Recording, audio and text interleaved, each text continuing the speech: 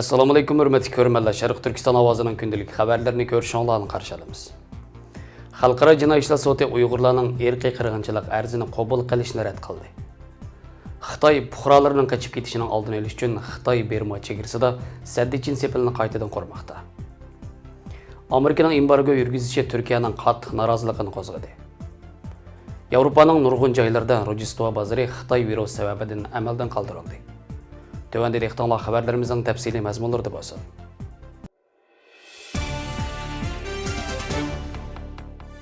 Xalqaro jinoiy ishlar sudi bosh taftish mahkamasi 14 dekabr dushanba kuni Xalqaro jinoiy ishlar sud mahkamasining Sharq Turkiston surgun dokumenti va Sharq Turkiston milliy uyg'unish harakatining Gollandiya Danaq shahridagi Xalqaro jinoiy ishlar sudiga Xitoy ustidan qilgan irqiy qirg'inchilik va insoniyatga qarshi jinoyat, kishilik huquq dafsandichilik arznamasini rad qilganligini bildirdi.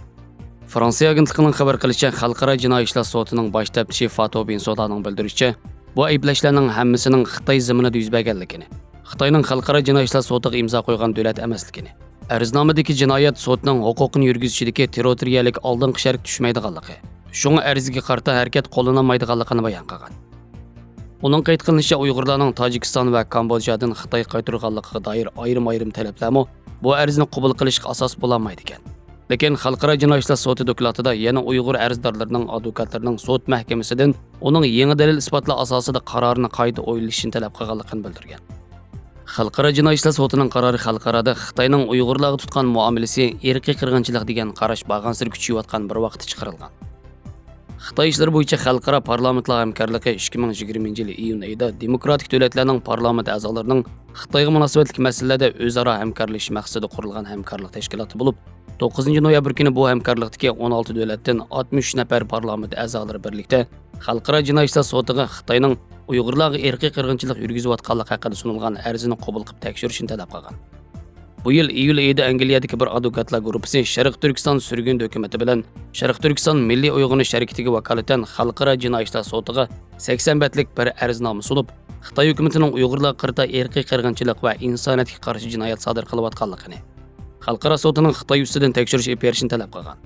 Yuqorqi 60 nafar parlament a'zosi angliyalik advokat Rodney Dixon boshchiligida sunilgan bu arznomada Xitoy hukumatining Uyg'ur va boshqa Turkiy xalqlariga qaratilgan irqiy qirg'inchilik va insoniyatga qarshi boshqa jinoyatlarni sodir qiladiganligi to'g'risida tafsiliy faktlar borligini ta'kidlab, Xalqaro jinoiy ishlar sudini bu arzni qabul qilishga chaqirgan.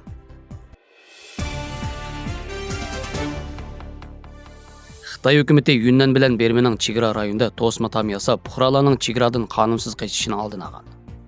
12 dekabr Amerika ijtimoiy sopisining Bermaning shimolidagi Shan o'lkasi tunji alohida rayoni Kokang millati Twitter hisobida Xitoy hukumatining fuqarolarining Bermaga qochib ketishini oldini olish uchun Janubiy Saddichin sepili deb atalgan Berma Xitoy chegarasini ayirib turadigan to'sma tomning birinchi bosqichli qurilishini tamomlaganligini, ya'ni 660 kilometr uzunlikdagi to'sma tomni butunlay tikanlik temir to'rdan yasab bitirganligi, ikkinchi bosqichli qurilishning kelar yilning oxirida bitadiganligini, oxirgi nishonning Berma Xitoy chegarasining 2000 kilometrdan oshadigan yerning butunlay tikanlik temir to'rdan to'sma tom yasalganligini, uchinchi bosqichi 2022 yil oktyabrda tamomlanganligini, oshqushliq muhim atkazchilik bo'laklarga yuqori besimli elektr to'ri o'rnatilganligini, hamma joyga Skynet kamera sistemasi va infra qizil nur signal o'rnatilganligini oshkorlagan.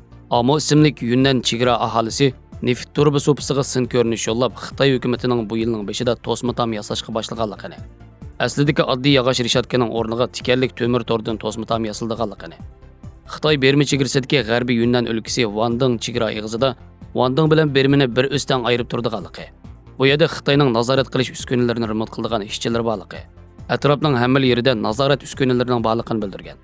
Oktyabr oyining oxirida Xitoy hukumati fuqarolarning chet elga qochib ketishining oldini olish uchun Xitoy Vyetnam quruqlik chegarasining 1300 kilometr uzunlikda, 2 metr egizlikda mustahkam beton tom yasayotganligi xabar qilingan.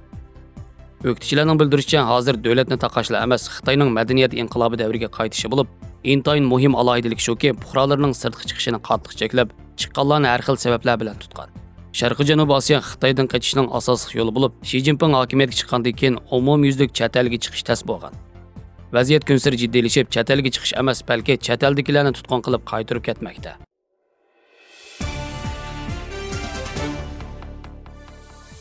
Turkiyaning Rossiyadan S-400 boshqarilgan bomba mudofaa sistemasi sotib olganligi sababidan Amerika Qo'shma Shtatlari Turkiyaga bir qism embargolarni yurgizish qarori chiqargandan keyin Turkiyaning qattiq noroziligini qo'zg'agan bo'lib, Turkiyaning Buyuk Millat Majlisi boshlig'i Mustafa Şentop ommaviy o'rtoqlash to'rbeti Twitter sahifasida bayonot e'lon qildi.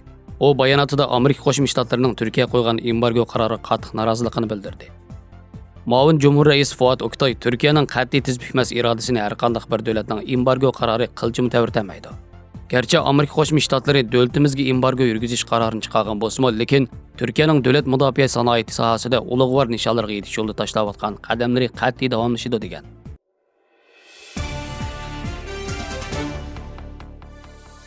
Rojdestvo bayram bozori Yevropa davlatlarining qadimiy an'anasi bo'lib, 2020-yil Rojdestvo bayramining yetib kelishi bilan Yevropa davlatlari Xitoy virusining og'ir yuqum ahvoli sababli nurg'un davlatlarda Rojdestvo bozori amaldan qoldirilgan. Rojdestvo bozori qo'l-hunar san'at buyumlari internet to'rida sotilishga o'rnashtirilgan. Yevropaliklar uchun Rojdestvo bayrami eng muhim kunlarning biri bo'lib, oila a'zolari va do'stlar jam bo'lib birlikda tabriklaydi va yilda bir qatim ochiladigan Rojdestvo bozorini ziyorat qiladi. Germaniya sayohat boshqarish idorasining statistikasi qaraganda, Rojdestvo bozorining kelib chiqish sifatida Germaniyaning cho'ng shaharlarida 2500 dan ortiq Rojdestvo bozori bor ekan. Buning ichida Germaniyadagi eng qadimgi Rojdestvo bozori milodiya 1434-yillarga tutishadigan Dresden Rojdestvo bozori bo'lib, Germaniya Nurberg bo'lsa Yevropadagi eng cho'ng, eng an'anaviy va Rojdestvo bayram puriq eng kuchli deb atalib, har yili nurg'unlagan sayohatchilarni jalb qildi ekan. Berlindagi kishilar Rojdestvo bozorining ochilmaganligidan nihoyat afsuslanganligini bildirgan.